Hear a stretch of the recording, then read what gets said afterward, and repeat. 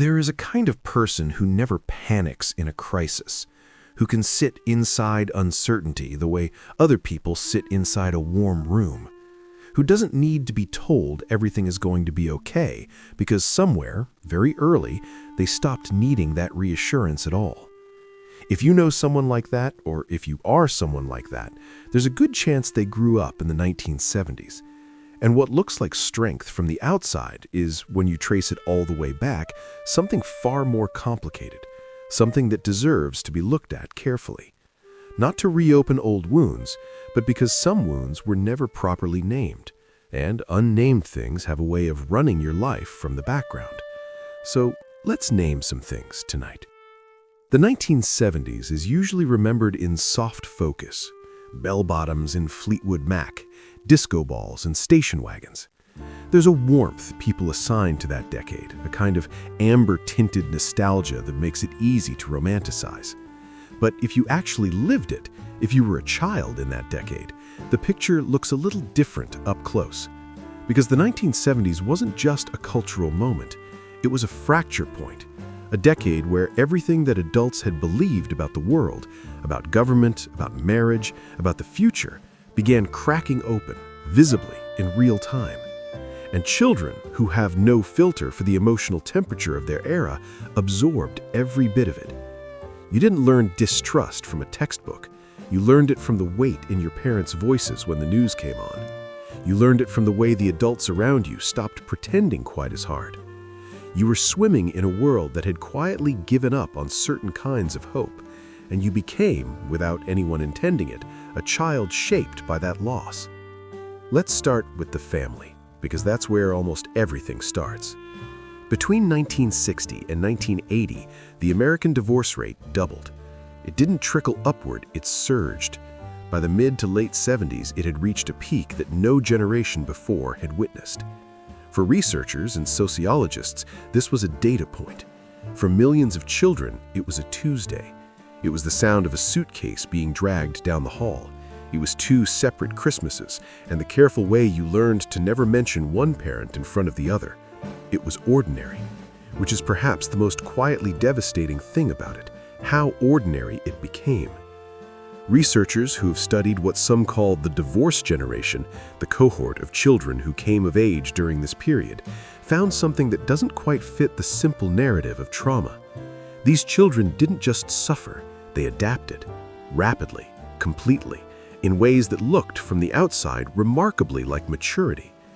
But psychologist E. Mavis Hetherington, whose 20-year longitudinal study followed more than 450 families through and beyond divorce, identified something more complicated underneath that maturity. She called it parentification, and it is one of the most quietly devastating things that can happen to a child who is never supposed to know it's happening at all. Parentification is what occurs when a child begins carrying emotional weight that belongs to adults. When a 9-year-old learns to read their mother's mood before asking for anything. When a 12-year-old becomes the person their grieving parent talks to at the kitchen table after midnight. When a child stops bringing their own fear and sadness into the room because they have already intuited, with that particular genius children have for reading what adults cannot say aloud, that there is no space for it, that the adults around them are already full, already drowning, and to need something would be one more thing pulling them under. From the outside, this child looks remarkable, responsible, old for their age.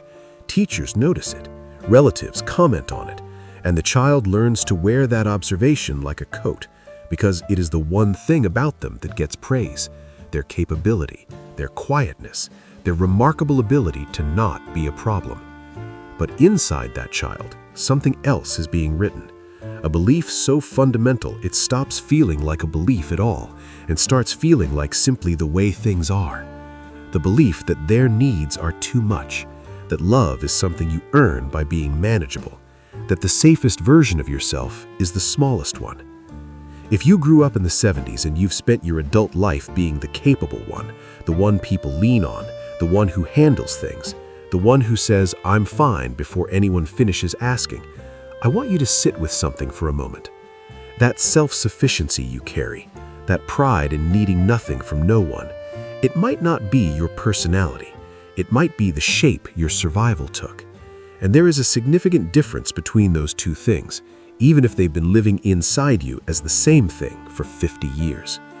Because personality is something you grow into. A survival strategy is something you grow around, like a tree that bends itself permanently around the direction of the wind.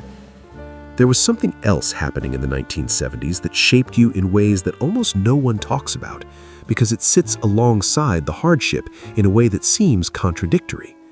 The 1970s also gave you something extraordinary, something that children today, raised in the age of GPS tracking and scheduled playdates and curated enrichment activities, will almost certainly never have. It gave you genuine, unstructured, unsupervised freedom. You left the house after breakfast and you came back when the streetlights came on. Nobody knew exactly where you were. Nobody could know. There were no cell phones, no location sharing, no way to reach you, and no particular expectation that you needed to be reached. Your parents had a general sense of the direction you'd gone, and that was considered sufficient. You roamed. You built things. You had arguments that you resolved without adult intervention because there was no adult intervention available. You fell off bicycles and got back on. You made alliances and broke them and made new ones. You figured out through raw and sometimes painful experience who you could trust and who you couldn't. Developmental psychologist Peter Gray has written extensively about the long-term consequences of this kind of unstructured, child-led play. What he found is that children who are given genuine autonomy, real freedom with real stakes, develop something structured environments almost never produce. They develop what researchers call a tolerance for ambiguity, the ability to exist comfortably in situations where the outcome isn't yet clear, where the rules are still being written, where there is no authority figure to ask for the answer because there is no authority figure within shouting distance. This is not a small thing. This is, in many professional and personal contexts, one of the most valuable capacities a human being can possess. And you built it the way all the most important things get built, without knowing you were building anything at all, just by being a kid on a street in 1974 with nowhere to be and no one watching. But here is where it gets complicated, because you were free and you were formed by fracture, and those two things didn't cancel each other out. They layered. They intertwined. They produced a particular kind of person who is simultaneously deeply capable and quietly lonely in a way they may not have words for yet. A person who can handle almost anything and still feel in some room at the back of themselves like they're handling it alone. Because that is what they learned. That handling it alone is what you do. That needing company in your difficulty is a luxury. That asking for help is an imposition on people who are already tired. And then was the larger world, the cultural air you were breathing. By 1964, 77% of Americans told pollsters they trusted the government to do the right thing most of the time. By 1980, the year many of you were crossing the threshold out of childhood, that number had collapsed to 25%, a 52-point drop in roughly one generation. Vietnam had ended badly and publicly. Nixon had resigned in disgrace. Inflation was brutal and visible. The optimism that had characterized the post-war decades, that sense that things were moving forward, that the adults in charge had some coherent plan, that had curdled into something more suspicious, more sardonic, more honest maybe, but also more tired. Children absorb the emotional temperature of their era the same way they absorb language. Not by being taught it explicitly, by swimming in it, by hearing the conversations adults have when they think no one is listening, by watching the way grown-ups hold their bodies when the news comes on, by feeling the particular texture of hope that is present in a household and the particular texture of its absence. What this deposited in the children of the 70s is something that gets mistaken from the outside for cynicism. But it isn't cynicism. Cynicism is a performance. What you developed was something quieter and more structural, a calibrated skepticism, a default assumption that institutions might fail, that the person in charge might not know what they're doing, that optimism when it arrives should be held a little loosely, not because you don't want good things, but because you have already learned at a cellular level that wanting something very much does not protect you from losing it. And this is the paradox that sits at the center of the psychology of people who grew up in the 70s. You were simultaneously among the most resilient and the most quietly guarded people alive. You have an extraordinary capacity to endure, and an equally extraordinary difficulty allowing yourself to be known. Because being known means being seen in your need, and need, somewhere very early, became something you learned to keep out of sight. So how did that happen?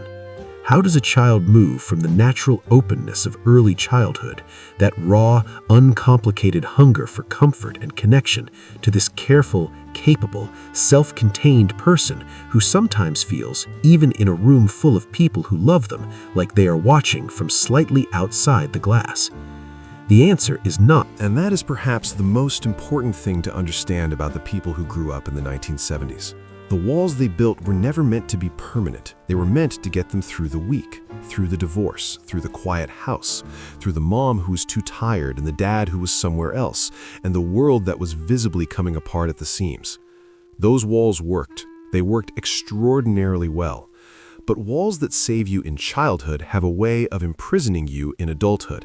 And somewhere in your 40s, your 50s, maybe your 60s, there comes a moment, sometimes quiet, sometimes devastating, where you realize that you've been safe for a long time now, that the emergency ended years ago, and that you are still, out of pure habit, out of a pattern so deep it became identity, keeping everyone at arm's length, still asking for less than you need, still editing yourself before you speak, still believing in that oldest and most private part of yourself that your full emotional weight is too much for another person to hold. It isn't. It never was. What you learned about yourself in those smoky back seats and fractured households was not the truth about you. It was the truth about the circumstances you were handed, and you survived those circumstances with a grace that deserves to be honored, not carried forever as a way of being. Healing for people shaped by the 70s rarely looks dramatic. It looks like pausing before you say, "I'm fine," and asking yourself if you actually mean it. It looks like letting one person, just one, see you uncertain. It looks like understanding that the self-sufficiency you built was an act of love toward the people around you, and that you are now allowed to receive some of that love back. You held on through everything. You can let someone hold you now. If any part of this felt less like a video and more like a mirror, you are not alone in what you saw. And if this kind of quiet, honest storytelling is something that finds you at the right moment, consider subscribing. There's more waiting for you here, and it was made genuinely with you in mind.